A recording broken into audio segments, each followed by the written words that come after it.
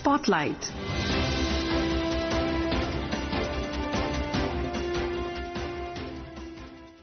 Good evening, listeners. Welcome to today's Spotlight. I am Deeksha Saksena, and today we will be discussing the Union Cabinet decision. We have with us Mr. Deepak Dash, senior journalist. The Union Cabinet, chaired by Prime Minister Narendra Modi, has approved 3 new corridors: RK Ashram Marg to Indraprastha, Aerocity to Domestic Airport T1, and Tughlakabad to Kalindi Kunj as a part of Delhi Metro's Phase 5A project. It consists of 16.076 kilometers, which will further enhance connectivity within the national capital. So, before we delve into the discussion, let's listen to the Union Minister Akashvani while he was briefing the media about this decision. 16 kilometers will be added to Delhi Metro network with 13 more stations. With this, Delhi Metro network will cross 400 kilometers, जो अपने आप में बहुत significant है, बहुत ही बड़ा एक achievement है. ये जो 3 आज कॉरिडोर्स अप्रूव हुए हैं, रामकृष्णा आश्रम से Indraprastha 9.9 kilometers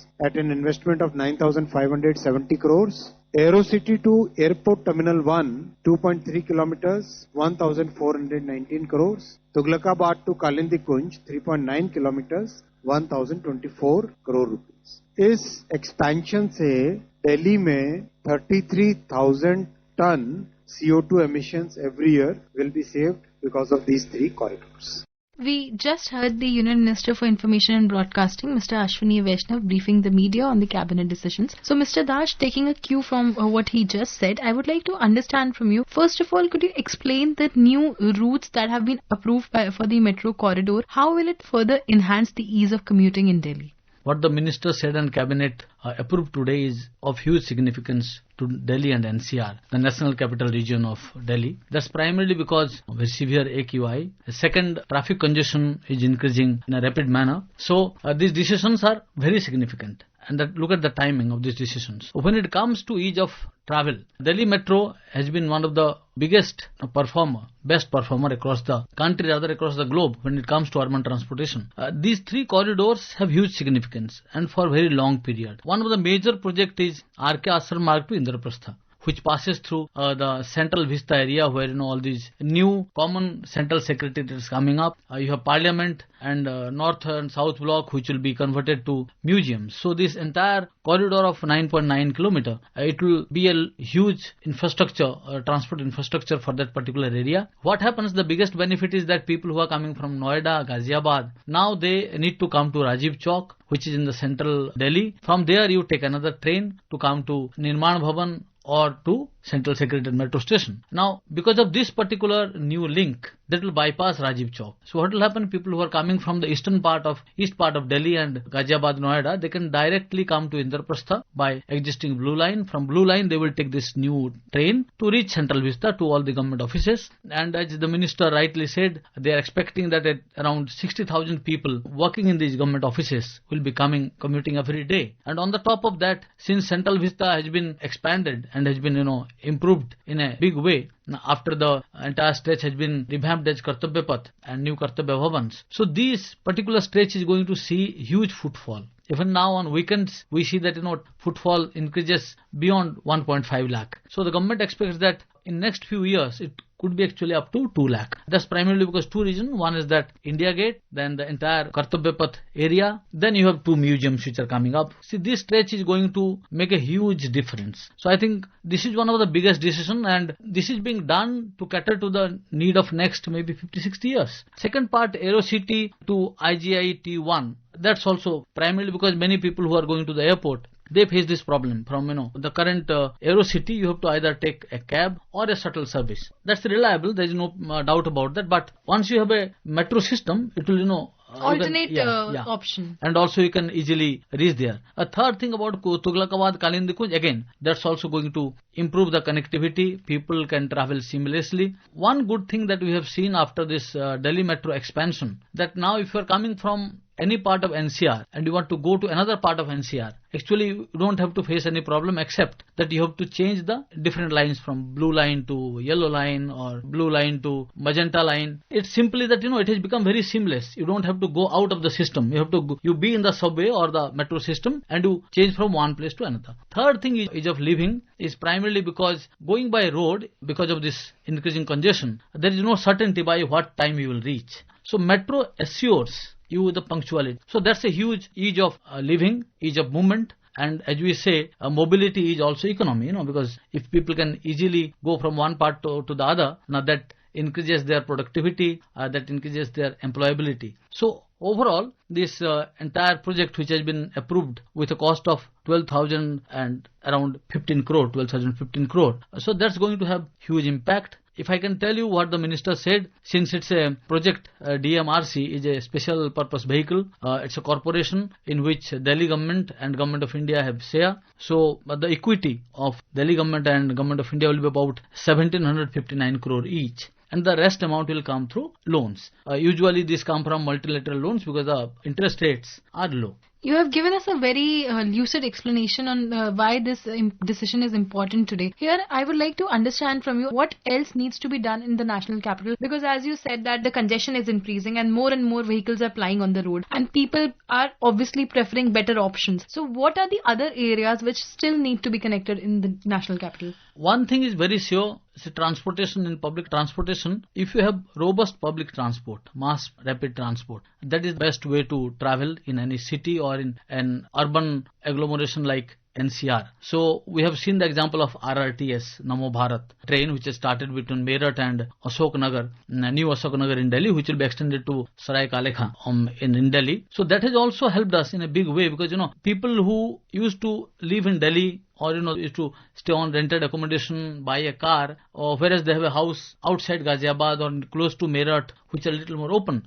Now people can actually stay there, commute. So going by that example, how RRTS or Namo Bharat train has benefited large number of people because you can reach within 30 minutes from Meerut to Delhi. Similarly, 2 more other lines are coming up. The Public Investment Board of Government of India has already given approval for 2 other RRTS corridors, Namo Bharat corridors, that is Delhi to Panipat and Delhi to Bawal in Haryana. So once these 2 projects also become operational, we will see people commuting to Gurgaon, people commuting to Sonipat, a little beyond that up to Panipat and Karnal. So those will be of huge benefit to people. That's number 2. So far as the mass public transport system is concerned, Haryana government is also coming out with a orbital rail corridor. I think one that also becomes operational, we'll see quite a lot of people shifting to that mode of transport. In Delhi, I think now the government is putting more focus on bringing buses, electric buses, which can, which are of smaller size, lesser sitting capacity and can go to different areas. Like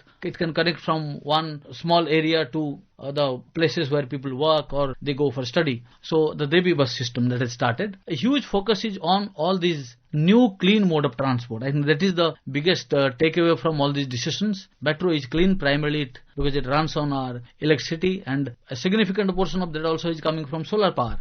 Come to buses, government has I think taken a clear decision that all DTC buses in Delhi will be now in electric. Third, as I told you about the other RRTS and orbital corridor, railway corridor. Once all these are put in place, I think we'll have a better future. In fact, you mentioned that the connectivity is being expanded to Panipat and Sonipat as well, which is far beyond the periphery of the national capital Delhi. So I would like to have your views on the very fact that the government is very much focused on easing public transport and also improving the urban infrastructure. What are the plans to improve the urban infrastructure in the coming years when we talk about places apart from Delhi? So these are the examples that I gave you, RRTS, orbital corridor. These are beyond Delhi. For Delhi, you have Delhi Metro, the core metro. But Delhi Metro is also in the NCR, from Delhi to Noida, Delhi to Electronic City Noida, then Delhi to Millennium City Center in Gurgaon, then Delhi to Faridabad, up to Ballabgarh. So once these systems are there, these bring a lot of benefit to people. Third thing that we see also, I think a lot of focus is also slowly increasing to have more local railway train system. I think there are some plans to improve the entire proposal so that people commute easily between different cities. The biggest takeaway of all these initiatives, as I told you earlier, number 1, that people should move seamlessly without any hassle. punctuality, assured time of travel. You know that you are starting from Noida, you will reach Rajiv Chowk in 30 minutes. Nothing works better than this. Third, that mode of transport should be clean. So this entire e-bus service that is happening across the country, particularly in the big cities like Delhi, Mumbai, Jaipur, all those cities. So once all these things are put in place, this will not only improve ease of living, ease of transport, but also ease of business and more employability. I would also like to have your views on the very fact that there are other cities in the country as well which have a huge metro network. So can you also give us the details about it? If you go by what government said today, and that's also very significant. So the cities that had metro lines in 2014 were only 5. By 2025, it's 26. If you take Delhi NCR 1, so that's 1. Then you have Mumbai has got metro. Jaipur has got metro.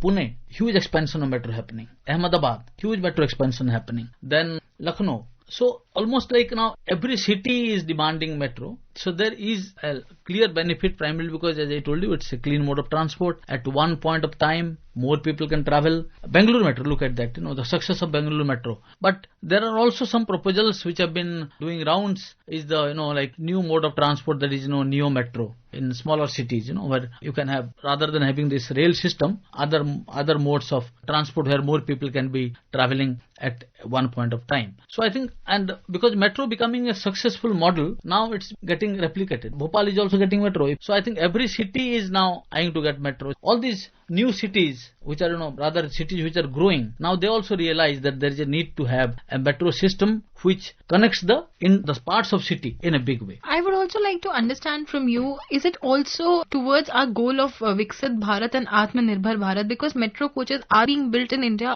Now it has completely been made in India. Primarily, if you go back to metro phase 1, that time, were largely dependent on other countries. Now all metros that we see are made in India. Rather, India is also exporting metro coaches to other countries. So that's a very encouraging sign. What has happened, if you go back to 3-4 years, a lot of standardization has happened in metro system. So, now if you see, every city has similar metro system. So once you have a similar standard, similar mechanism or similar procedure, then your scale of production goes up. And that's the main reason why we see now that not only we are Atmanirbhar, self-sufficient, India is also exporting metro coaches to other countries. When we see the metro network in India, and you also mentioned that we are exporting metro coaches to other countries. So when we compare it with other countries, where does India stand? As of now, India is ranks 3rd in overall metro connectivity or metro network. I think in next 3 to 4 years, we will be number 2. So that's the biggest big achievement. So that's also primarily because of the increasing number of urbanization that is happening in our country compared to other. We are urbanizing very fast than other countries. Mr. Dash, we discussed in detail about the metro network in the country, and I would like to have your parting comments on the very fact that the government is very much focused on improving the infrastructure in the country. We discussed metro, we discussed other means of transport as well, but could you also tell us what are the other initiatives to improve infrastructure across the country? So in the current, third term of NDA government, cabinet has cleared almost 12.35 lakh crore of infrastructure projects, and those are primarily, a big chunk of that is from the highway sector. Highway sector has got about 1.97 lakh crore projects which have been approved, that is high speed corridors, expansion of highways, and new greenfield expressways. Another big number is from the port and shipping. If you look at Vadhavan port, which is going to be one of the top ports across the world, which was approved, and work has also started to some extent. Shipping ministry has proposals almost like 1.45 lakh crore projects have been approved for shipping sector. Now if you come to metro only, because we were discussing about metro, almost like 1.31 lakh crore of metro projects, like 2 corridors of Bangalore metro, then Thane ring metro, as I told you about Pune metro expansion happening in a big way, Chennai metro phase 2, Delhi metro, Lucknow metro, Pune metro. So all these projects have also been approved. PM Awas, which is again, as you rightly talked about, ease of living. Having a house also makes a lot of difference. So almost like 5.36 lakh crore allocation has been made for PM Awas Yojana. So if you see, the entire focus of government has been on infrastructure. That's primarily because, as we know, infrastructure brings capital, brings more job. And third part is, it also makes living and also ease of business in our country. Listeners, you can also listen to this program on our mobile app News on AIR and on our YouTube channel News on AIR Official. Mr. Dash, thank you so much for coming to our studios and giving us such deep insight on today's cabinet decision. Thank you for sparing your valuable time. Thank you. Spotlight.